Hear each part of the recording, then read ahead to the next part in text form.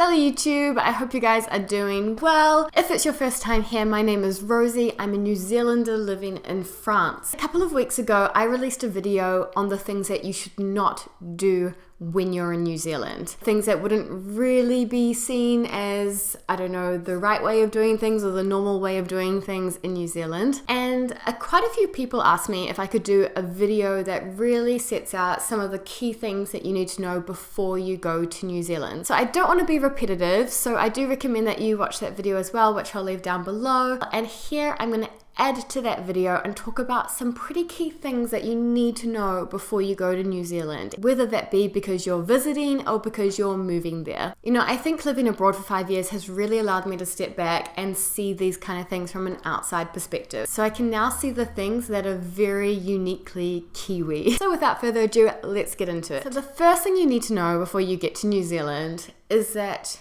you are going to be asked repeatedly what you think of New Zealand.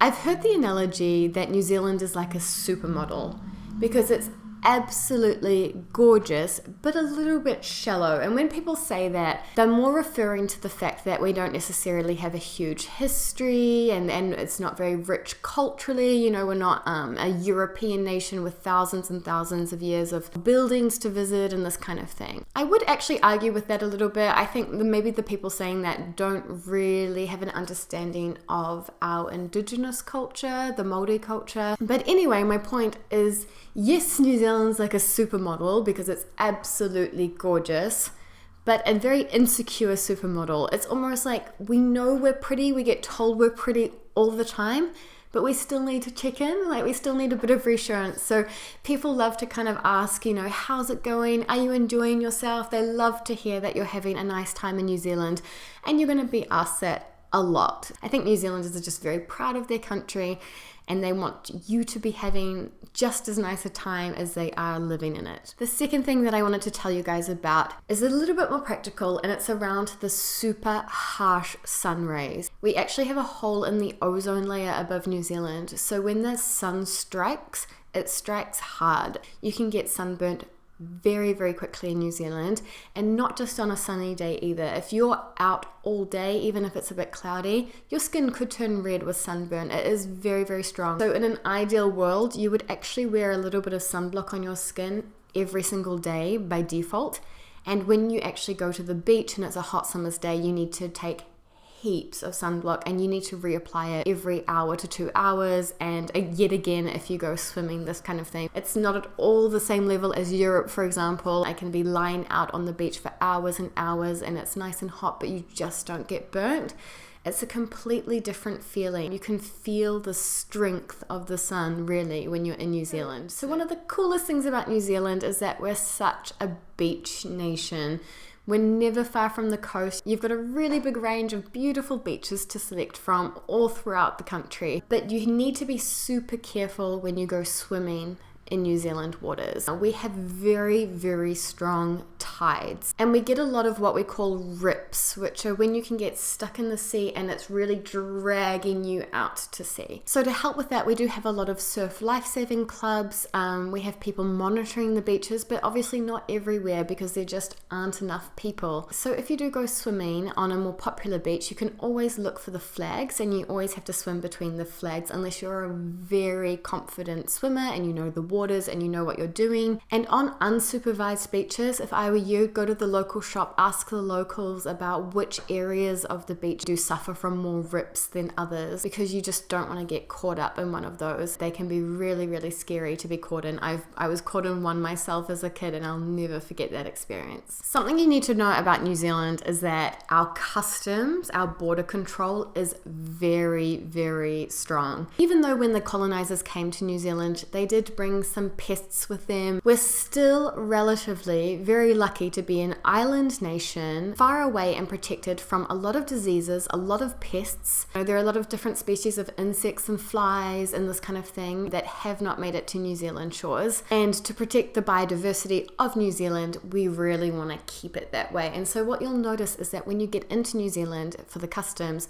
very, very strict. If you have been walking, for example, on a farm in the past 30 days, they're going to want to inspect your shoes. They're going to want to scan them and check that there's absolutely zero dirt matter or anything like that on your sneakers. If you do bring in food, it has to be absolutely sealed. For example, even coming from France, I had to call the border security to ask if I could bring in some macarons, and they really advised that I just didn't do that because it's a bit touchy and there's a huge chance that they actually may be thrown out. Anyway, there's lots of information about what you need to declare if you're going into New Zealand at the border, so I'll link that down below, and I definitely encourage you guys to do your own research on the topic if you are planning on heading to New Zealand anytime soon. Another thing that I would say about New Zealand is not to go off hiking into the bush, into the mountains alone or unprepared. So something that's super tempting in New Zealand is that you just want to get into our beautiful native bush, our forest, and have a nice walk and a look around, or an overnight hike and that kind of thing. New Zealand is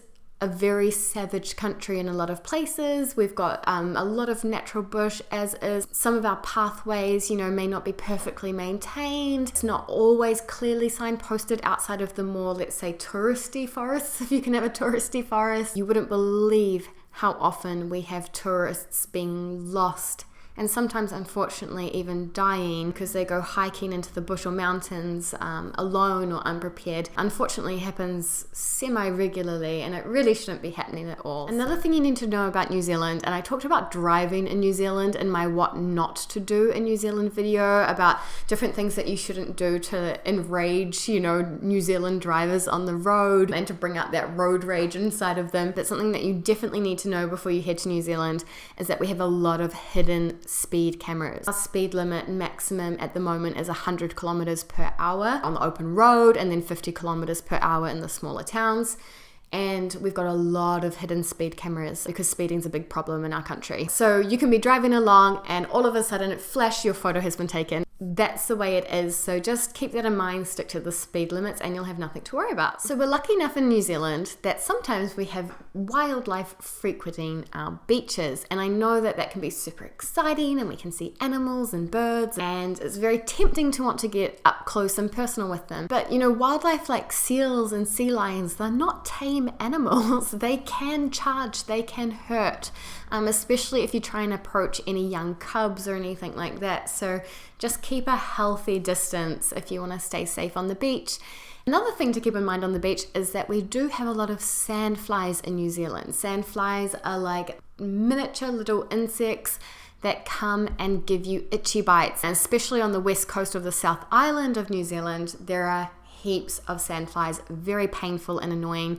However, we do have all sorts of sprays and creams to protect yourself against them, so definitely recommend investing in one of those. And also, I've heard tourists talking about the kea bird, and now the kea bird may look innocent, but it's actually a very intelligent bird, and it's renowned for being a thief, because these birds will steal food, they'll steal money, they'll steal your keys, they'll steal anything shiny. They're very, very sneaky. Something you absolutely need to know about New Zealand is to plan for rain. In fact, plan for 4 seasons in one day. That's what we say. It can be all 4 seasons in one day, and we're definitely not exaggerating. Because New Zealand's a volcanic island, and because of its position on the globe and all sorts of different factors, it's made up of a series of microclimates. So up the top of the North Island, it could be very hot and humid and sticky, and just 1 hour's drive south, it can be, storm, hail, rain. It's really kind of crazy.